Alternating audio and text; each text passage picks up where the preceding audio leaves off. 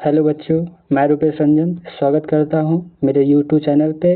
तो बच्चों, आज हम क्लास 10th के संस्कृत चैप्टर 2 के 13 मस्ट वीवीआई ऑब्जेक्टिव देखेंगे, जो कि बोर्ड जितने भी आज तक चैप्टर 2 से जितने भी ऑब्जेक्टिव पूछे हैं वो सारे ऑब्जेक्टिव को इस वीडियो में हम कवर करेंगे।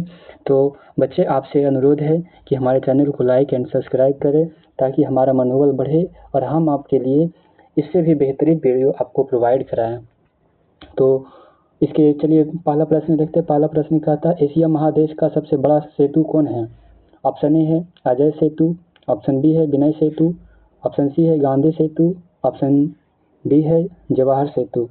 तो सभी लोग जानते हैं इसका राइट आंसर ऑप्शन ए हो जाएगा, गांधी सेतु एशिया का सबसे बड़ा सेतु है ना। चलिए अगला प्रश्न देखते हैं। अगला प्रश्न कहता है, यूनान का राजदूत कौन था? ऑप्शन ए है मेगास्थनीज, ऑप्शन बी है हेनसांग, ऑप्शन सी है हत्सिंग, ऑप्शन डी है उपरोक्त में से कोई नहीं। तो इसका राइट आंसर सभी को जानते हैं कि मेगास्थनीज इसका राइट आंसर हो जाएगा ना। मेगास्थनीज कहाँ का रहने वाला था? यूनान का राजदूत था। चलिए अगला प्रश्न देखते हैं। अगला प्रश्न कहता है, पाटलिपुत्र किस राज्य की राजधानी है? इसे नहीं बनाएंगे ना तो ऐसे पढ़ाई पे धिक्कार है ना। सभी को पटना की राजधानी अपने ही जानते हैं, सभी को जानते हैं कि पटना की राजधानी क्या है। ऑप्शन ए है बिहार, ऑप्शन बी है उत्तर प्रदेश, ऑप्शन सी है मध्य प्रदेश, ऑप्शन डी है आंध्र प्रदेश। तो सभी को जानते हैं कि इसका राइट आंसर ऑप्शन ए हो जाएगा, बिहार। पाटलिपुत्र की राजधानी बिहार है ना। चलिए अगला प्रश्न देखते हैं। महावीर मंदिर कहाँ स्थित है? ऑप्शन ए है गया में, ऑप्शन बी है बक्सर में, option C Patna, option D Arrah. तो right answer option C Patna में स्थित है ना महावीर मंदिर। चलिए अगला प्रश्न देखते हैं। Question number 5। क्वेश्चन नंबर 5 कहता है, नगर की पालिका देवी कौन है? ऑप्शन ए है दुर्गी देवी, ऑप्शन बी है सरस्वती देवी, ऑप्शन डी है पटन देवी, ऑप्शन डी है शीतल माता। तो सभी को जानते हैं इसका राइट आंसर ऑप्शन सी हो जाएगा, पटन देवी नगर की पालिका देवी है। चलिए अगला प्रश्न देखते हैं। अगला प्रश्न क्या कहता है, कौमुदी महोत्सव कहाँ मनाया जाता है? ऑप्शन ए है वैशाली में, ऑप्शन बी है गया में, ऑप्शन सी है पाटलिपुत्र में, ऑप्शन डी है मुजफ्फरपुर नगर में। तो कौमुदी महोत्सव सभी को जानते हैं कि पाटलिपुत्र में मनाया जाता है ना। चलिए अगला प्रश्न देखते हैं। अगला प्रश्न क्या कहता है, क्वेश्चन नंबर 7। क्वेश्चन नंबर 7 कहता है, किसके शासनकाल में पाटलिपुत्र का शोभा तथा रक्षा व्यवस्था अति उत्तम था? ऑप्शन ए है अशोक के काल में, ऑप्शन बी है चंद्रगुप्त मौर्य के काल में, ऑप्शन सी है बुद्ध के काल में, ऑप्शन डी है समुद्रगुप्त के काल में।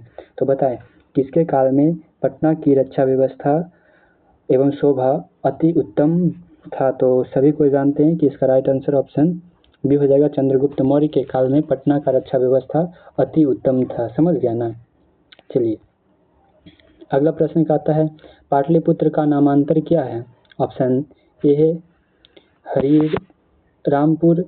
हरीरपुर, ऑप्शन बी है हाजीपुर, ऑप्शन सी है पाटलिपुर, ऑप्शन डी है कुसुमपुर। तो बताएं पाटलिपुत्र का जो नामांतर है वो क्या है? तो सभी को जानते हैं पाटलिपुत्र का नामांतर कुसुमपुर हो जाएगा, ना कि पटना हो जाएगा। समझ गए, पाटलिपुर ना होगा, कुसुमपुर इसका पहले नाम था। पाटलिपुत्र का नाम पहले कुसुमपुर था, कुसुमपुर के बाद ही पटना नाम रखा गया। समझ गया ना। चलिए अगला प्रश्न देखते हैं। अगला प्रश्न क्या है? अगला प्रश्न कहता है, कुटनी माता का रचनाकार कौन है? समझ गए ना, यहाँ कुटनी ताक्ष्यम होगा। समझ गए ना, गलत लिखा गया है। कुटनी ताक्ष्यम के रचनाकार कौन है? ऑप्शन ए है समुद्रगुप्त, ऑप्शन बी है दामोदर गुप्त, ऑप्शन सी है चंद्रगुप्त, ऑप्शन डी है मेगास्थनीज। तो बताएं कुटनी ताक्ष्यम के लेखक कौन है? तो सभी को जानते हैं चंद्रगुप्त मौर्य ही इसके लेखक हैं। चलिए अगला प्रश्न देखते हैं। अगला प्रश्न कहता है, चंद्रगुप्त किस वंश के संस्थापक थे? ऑप्शन ए है मौर्य वंश के, ऑप्शन बी मुगल वंश के, ऑप्शन सी पराक्रम वंश के, ऑप्शन डी कोई नहीं, इनमें से कोई नहीं। तो इसका राइट आंसर ऑप्शन ए हो जाएगा, मौर्य वंश के चंद्रगुप्त ने थे। चंद्रगुप्त मौर्य लिखा था ना, इस तरह से भी आप पकड़िएगा। इनका नाम चंद्रगुप्त मौर्य है, तो मौर्य वंश से ना आते हैं। चलिए अगला प्रश्न कहता है, सिखों का 10वें गुरु कौन थे? सभी को जानते हैं। ऑप्शन ए है गुरु गोविंद सिंह, ऑप्शन बी है अर्जुन देव, ऑप्शन सी है परमवंश। ऑप्शन सी है गुरु नानक। तो सभी जानते हैं कि सिखों का 10वां गुरु गुरु नानक कहलाए, गुरु नानक जी ने कहलाए। सिखों के 10वें गुरु गुरु नानक जी कहलाए। चलिए अगला प्रश्न देखते हैं। पाटलिपुत्र की बुद्ध काल में नाम क्या था? ये पूछ रहा है ना कि पाटलिपुत्र जो शहर है इसका बुद्ध काल में क्या नाम था पाटलिपुत्र का।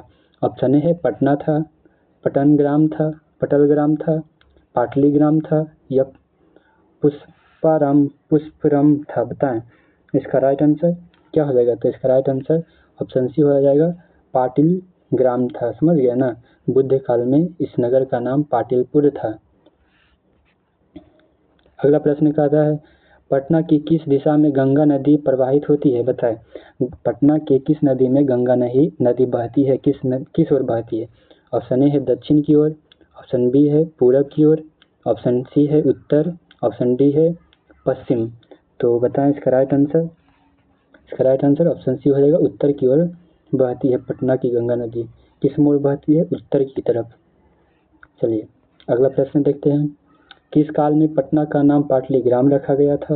ऑप्शन ए है बुद्ध काल में, ऑप्शन बी है महावीर काल में, ऑप्शन सी है अशोक के काल में, ऑप्शन डी है इनमें से कोई नहीं। तो सभी को जानते हैं कि पटना का नाम पाटलीग्राम बुद्ध काल में रखा गया था ना। चलिए अगला प्रश्न देखते हैं। अगला प्रश्न कहता है गोलघर कहाँ अवस्थित है। सभी को जानते हैं, सभी कोई गोलघर कई बार घूम ले आए होंगे। ऑप्शन ए है, अरे नहीं घूरे तो भाई आप एग्जाम दीजिए ना, एग्जाम देके मजा लीजिए। ऑप्शन ए है पटना, ऑप्शन बी है गया, ऑप्शन सी है नवादा, ऑप्शन डी है बक्सर। तो इसका राइट आंसर पटना हो जाएगा ना, पटना में गोलघर स्थित है। इस पे गाना भी निकला हुआ है ना, तो सभी कोई जानते होंगे, तो अनपढ़ लोग भी जानता है कि कहाँ ये गोलघर स्थित है ना। चलिए अगला प्रश्न है। ये सारे के सारे प्रश्न MBBI है बच्चों, समझ गए ना, ये प्रीवियस ईयर के पूछे गए प्रश्न हैं। चलिए अगला प्रश्न कहता है पाटलिपुत्र का इतिहास कितने वर्ष पुराना है। ऑप्शन ए है 2500 वर्ष, ऑप्शन बी है 2000 वर्ष, ऑप्शन सी है 3000 वर्ष, ऑप्शन डी है 1000 वर्ष। तो बताए पाटलिपुत्र का जो इतिहास है वो कितने वर्ष पुराना है। तो सभी को जानते हैं कि 2500 वर्ष पुराना पाटलिपुत्र का इतिहास है। चलिए अगला प्रश्न देखते हैं। अगला प्रश्न क्या कहता है। अगला प्रश्न कहता है किस काल में पटना का नाम प्रसिद्ध हुआ। अब बताएं किस काल में पटना जो नगर है इसका नाम प्रसिद्ध हुआ, सभी लोग जाने।